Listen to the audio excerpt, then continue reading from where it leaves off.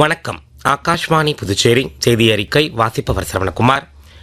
குடியரசுத் தலைவர் திருமதி திரௌபதி முர்மு 6 நாள் ஒடிசா பயணத்தின் ஒரு பகுதியாக மயூர்பஞ்ச் மாவட்டத்தில் உள்ள தமது சொந்த ஊரான ராய்ரங்பூரில் பல்வேறு நிகழ்ச்சிகளில் கலந்து கொண்டார். ராய்ரங்பூரில் உள்ள SST உயர்நிலைப் பள்ளியின் பவள விழா கொண்டாட்டங்களில் கலந்து கொண்டு மாணவர்கள் மற்றும் ஆசிரியர்களுடன் கலந்துரையாடினார். தொடர்ந்து ராய்ரங்பூர் மாவட்ட ஆட்சியர் வளாகத்தில் உள்ள விளையாட்டரங்கில் நடைபெற்ற நிகழ்ச்சியில் பல்வேறு வளத்திட்டங்களை குடியரசுத் தலைவர் தொடக்கி வைத்து வேறு பல திட்டங்களுக்கு அடிக்கல் நாட்டினார். புதிய ஆயுஷ் மையம், வில்வித்தை பயிற்சி மையம் ஆகிய வசதிகள் இதில் அடங்கும்.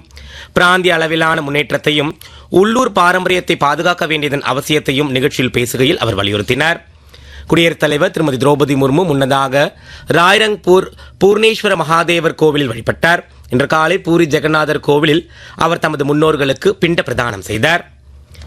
மணிப்பூரில் கடந்த ஆண்டு பிப்ரவரி 13ஆம் தேதி முதல் அமலாகி வந்த குடியரசுத் தலைவர் ஆட்சி இன்று முதல் விலக்கிக் கொள்ளப்பட்டுள்ளது.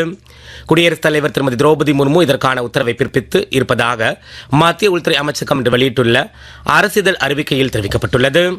மக்களவையில் குடியரசுத் தலைவர் உரைக்கு நன்றி தெரிவிக்கும் தீர்மானம் மீதான விவாதங்களின் போது எதிர்க்கட்சிகள் ஏற்படுத்திய அமளி காரணமாக இன்று 3வது நாளாகவும் அலுவல்கள் பாதிக்கப்பட்டன. இந்திய ஐரோப்பிய யூனியன் வர்த்தக பேரம் மற்றும் சீனாவுடனான எல்லை பிரச்சினை தொடர்பாக காங்கிரஸ், திமுக, திரிணாமுல் காங்கிரஸ் உள்ளிட்ட எதிர்க்கட்சிகள் அரசுக்கு எதிராக கோஷங்களை எழுப்பியதால் அவையின் அலுவல்கள் முதலில் 2 முறையும் மாலை 5 மணிக்கு மேல் நாள் முழுவதற்கும் ஒத்திவைக்கப்பட்டன. மாநிலங்களவையில் குடியரசுத் தலைவர் உரைக்கு நன்றி தெரிவிக்கும் மீதான விவாதங்கள் தொடர்ந்து நடைபெற்றன. குடியரசுத் தலைவரின் நாடாளுமன்ற உரை இந்தியாவின் வளர்ச்சி கதையை சரியாக விவரித்து அனைவருக்கும் உணர்வூக்கம் அளிக்கும் வகையில் அமைந்திருப்பதாக அவை முன்னவரும் மத்திய அமைச்சருமான திரு JP நட்டா விவாதங்களில் பங்கேற்று பேசுகையில் கூறினார். 2047ஆம் ஆண்டிற்குள் முன்னேறிய நாடாக இந்தியாவை மேம்படுத்தும் பயணத்தில் பாரம்பரிய மரபுகளுக்கு முக்கிய இடம் இருக்கும் என்பதையும் குடியரசுத் தலைவர் வலியுறுத்தியிருப்பதாக அவர் தெரிவித்தார். மாநிலங்களவை எதிர்க்கட்சித் தலைவர் திரு மல்லிகார்ஜுன கார்கே விவாதங்களில் பங்கேற்று பேசுகையில் நாட்டின் சமூக நீதியும் நல்லிணக்கமும் குலைந்துவிட்டதாக குற்றம் சாட்டினார். பெண்கள் மற்றும் அட்டவணை பிரிவினருக்கு எதிரான வன்முறைகள் அதிகரித்து வருவதாகவும் அவர் குற்றம் சாட்டினார். இந்தியா அமெரிக்கா வர்த்தக பேரம் குறித்து மத்திய தொழில் வர்த்தக அமைச்சர் திரு பியூஷ் கோயல் இன்று மாநிலங்களவையில் அறிக்கை வெளியிட்டார். இந்த பேரத்தில் உரம், வேளாண்மை உள்ளிட்ட முக்கிய துறைகளுக்கு உரிய கவனம் செலுத்தப்பட்டுள்ளதாக அவர் கூறினார். சிறு மற்றும் நடுத்தர வர்த்தகர்கள், தொழில் நிறுவனங்கள் மற்றும் பயிற்சி பெற்ற தொழிலாளர்களுக்கு பல்வேறு புதிய வாய்ப்புகளை இந்த உடன்பாடு வழங்கும் என்றும் அவர் தெரிவித்தார். இரு நாடுகளிலும் உற்பத்தியை வலுப்படுத்தி பொருளாதார வளர்ச்சியை தூண்டுவதாக உடன்பாடு அமையும் என்றும் அவர் மேலும் கூறினார். மத்திய கல்வி அமைச்சர் திரு தர்மேந்திர பிரதான் இன்று புதுடெல்லியில் கனடா நாட்டின் 24 முன்னணி பல்கலைக்கழகங்களைச் சேர்ந்த கல்வித்துறை தலைவர்களின் பிரதிநிதி குழு ஒன்றை சந்தித்து கலந்துரையாடினார். உயர்கல்வித்துறையில் இருதரப்பு ஒத்துழைப்பை வலுப்படுத்துவதில் இவர்கள் காட்டும் ஆர்வத்தை அமைச்சர் பாராட்டினார். புதுமையான கல்வி திட்டங்களையும் எதிர்கால தேவைகளுக்கு ஏற்ற மனிதவளத்தையும் உருவாக்க இதனால் ஏதுவாகும் என்று அவர் தெரிவித்தார். ஆதார் தரவுத்தளத்தை துல்லியமாக பராமரிக்கும் வகையில் தேசிய தனி அடையாள ஆணையம் இதுவரை இறந்து போன 2.5 கோடிக்கும் மேற்பட்டவர்களின் ஆதார் எண்களை செயலிழப்பு செய்துள்ளது.